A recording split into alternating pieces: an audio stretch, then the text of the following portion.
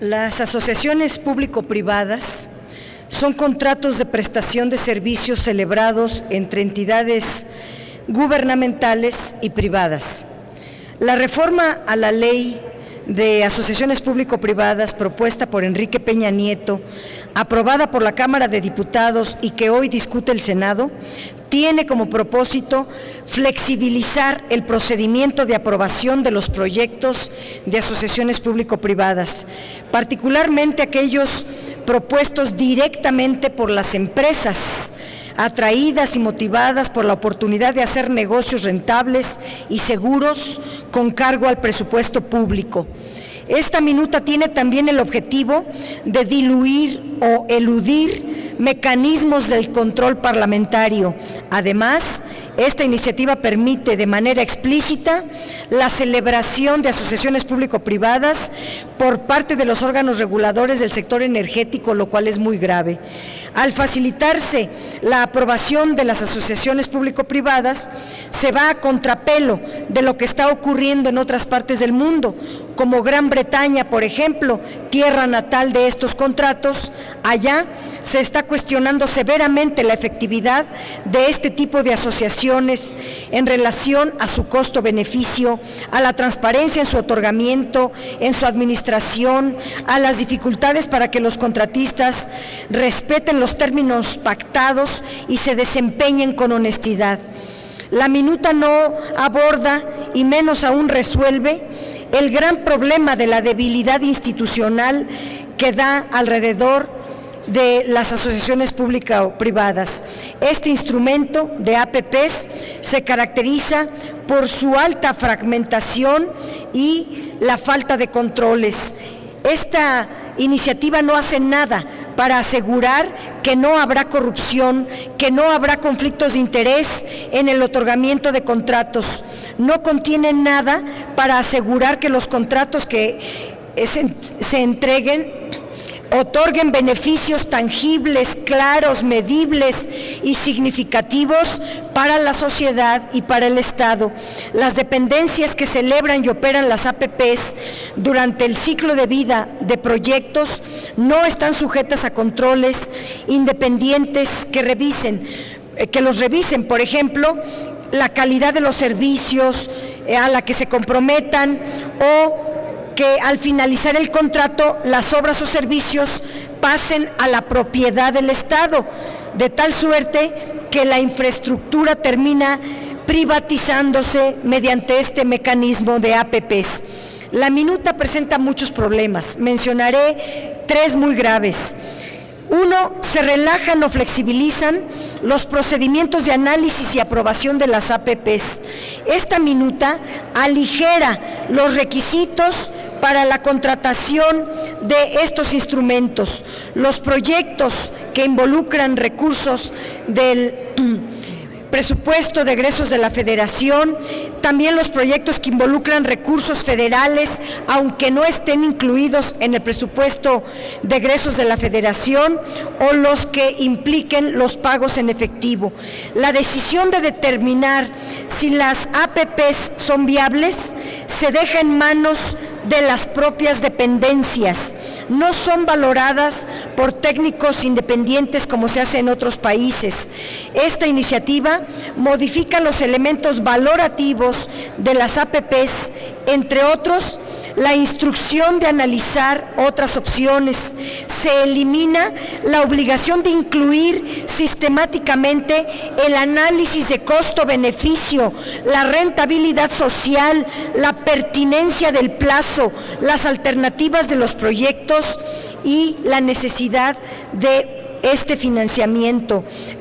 El dictamen pretende que el análisis de la conveniencia elaborado bajo las líneas de la Secretaría de Hacienda se convierta en un instrumento a considerar no indispensable para la decisión de viabilidad de la propuesta.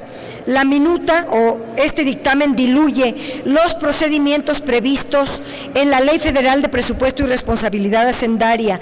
Bastará que la dependencia decida que un proyecto es viable para solicitar y obtener su registro en la cartera de inversión. Un retroceso que aquí pretende presentarse como avance es que la minuta acumula el gasto programable destinado a las APPs en un monto máximo anual. Sin embargo, ello extiende un velo de opacidad porque los contratos ya no serán tratados de manera individualizada, se revuelven todos en un solo monto anual, mientras que ahora está desglosado proyecto por proyecto, su monto, su plazo, su tasa de interés y su impacto en las finanzas públicas. Ahora se revuelve todo en un monto máximo anual, lo que hará más difícil de fiscalizar o hará más difícil su fiscalización, facilita las posibilidades de endeudamiento, esconde otros compromisos adquiridos por el sector público. Son negocios privados que tendrán un etiquetado asegurado en su pago en el presupuesto de egresos de la Federación, sin que necesariamente haya una forma de corroborar que los contratos se están cumpliendo con eficiencia por el sector privado. Además, la minuta, el dictamen elimina la obligación de reportar los convenios modificatorios, y todos sabemos que ahí está el verdadero saqueo a los recursos públicos, que son recursos adicionales que implican los convenios modificatorios, y que estos no se informen ni se describan.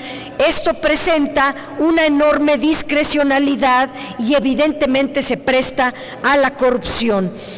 El dictamen modifica el contenido de las propuestas de asociaciones público-privadas presentadas por particulares para hacerlo compatible, fíjense, con el análisis de viabilidad que deben hacer las dependencias.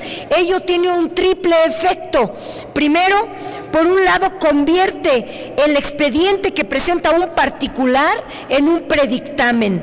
Segundo, delega al particular el análisis de viabilidad de la conveniencia de llevar a cabo el proyecto, presentándose un claro y evidente conflicto de intereses, y para colmo permite que el particular presente a las dependencias elementos para que se rechace cualquier otra figura de financiamiento que no sea las APPs, cuestión que se debería dictaminar por el Estado, no por los particulares. Otro grave problema es que se eluden los controles parlamentarios. El dictamen le quita efectividad al control parlamentario sobre el endeudamiento derivado de los contratos APPs.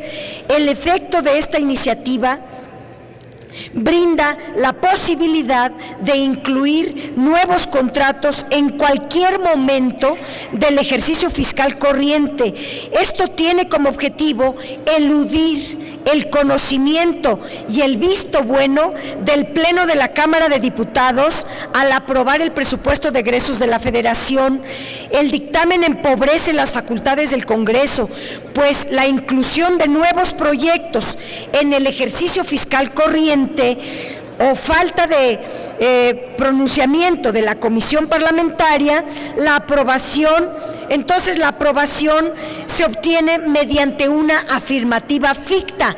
Basta que transcurran los 30 días siguientes a su recepción y no se convoque a la comisión de la Cámara de Diputados, o no se incluya el tema en el orden del día, o simplemente no haya quórum, pues entonces se dan por aprobadas todas las APPs.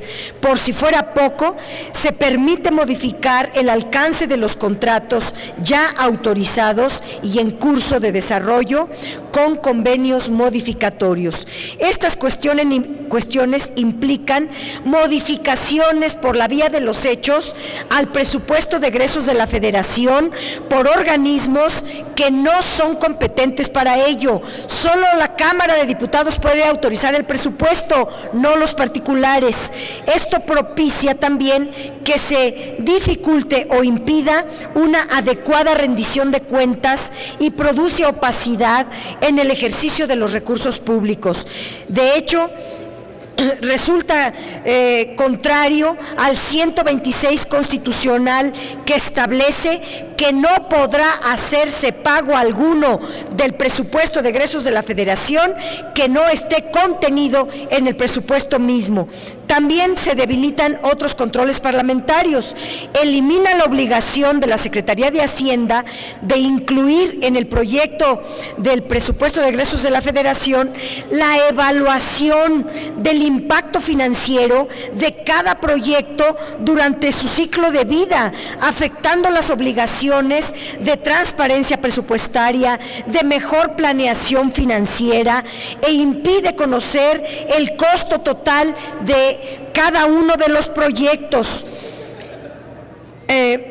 Otro de los graves problemas es que se da además del empobrecimiento de los controles parlamentarios, esto genera un endeudamiento fáctico, un endeudamiento paralelo, una deuda contingente que no está autorizando el Congreso de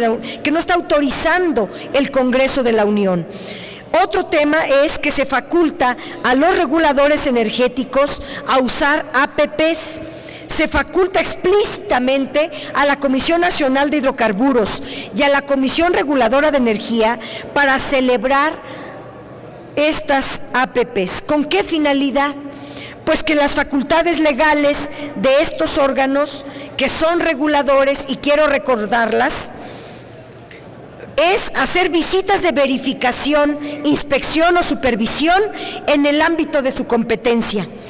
A la CRE o a la CNH le toca vigilar el cumplimiento de la ley de los permisos que otorguen, regular los contratos o convenios relativos a las actividades reguladas, contratar, aquí viene el caso, contratar servicios de consultoría, estudios e investigaciones que sean necesarias para sus actividades, especialmente las de supervisión y administración de permisos, contratos y asignaciones.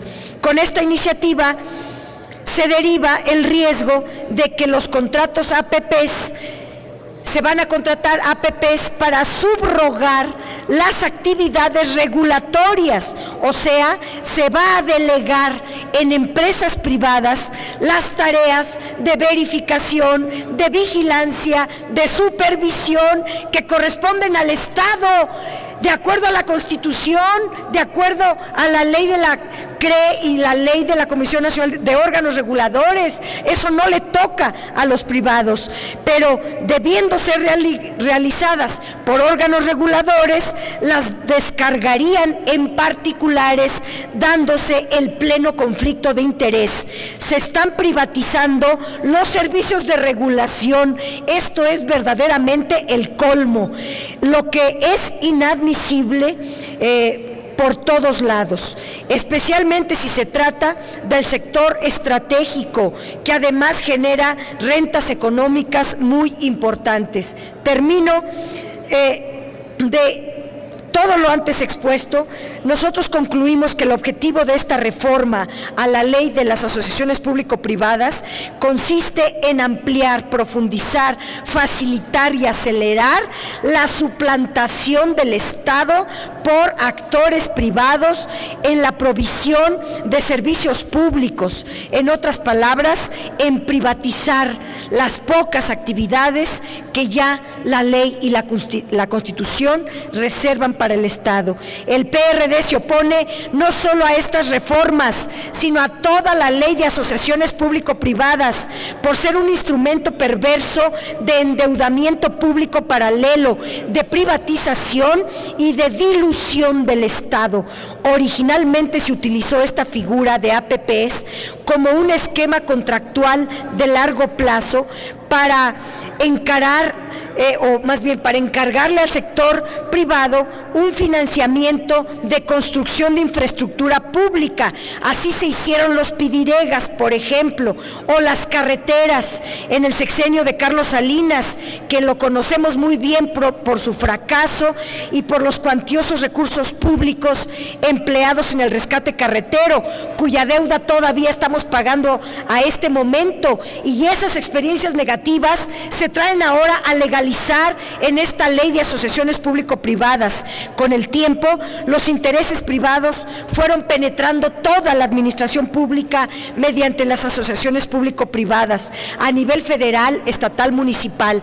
En otra intervención voy a dar cuenta de al menos 100 asociaciones público-privadas que no cumplieron sus objetivos, que están incurriendo en corrupción y que se les está pagando muy puntualmente. Los promotores de esta iniciativa quieren que prácticamente cualquier actividad a cargo del Estado, sea productiva o social, pueda ser contratada por privados. Esta iniciativa lleva al extremo de proponer que se utilicen APPs para delegar en los privados la regulación económica del sector energético, con el enorme riesgo de perder el poco control que le dejó al Estado la reforma energética. Las APPs son un esquema de contratación externa, son el outsourcing de las actividades del Estado, son una versión actualizada de los pidiregas. Se quiere que invadan todas las actividades económicas, sociales que corresponden al Estado, pero sin controles. Hoy quieren usar APPs para darle la vuelta a la prohibición de otorgar concesiones o contratos en áreas reservadas al Estado, descargar o delegar responsabilidades del Estado a actores privados para privatizar la infraestructura pública, para realizar lucrativos negocios, tanto por parte de funcionarios banales y corruptos que se prestan al saqueo de los recursos públicos, como por parte de empresas ávidas de enriquecimiento a costa de los ingresos públicos. No conocemos una sola APP que arroje beneficios a México o beneficios tangibles para la sociedad. El origen y la naturaleza de este instrumento, así como los resultados concretos de múltiples experiencias, encienden focos rojos y señales de alerta que desaconseja su utilización. Por eso, el voto del PRD será unánimemente en contra.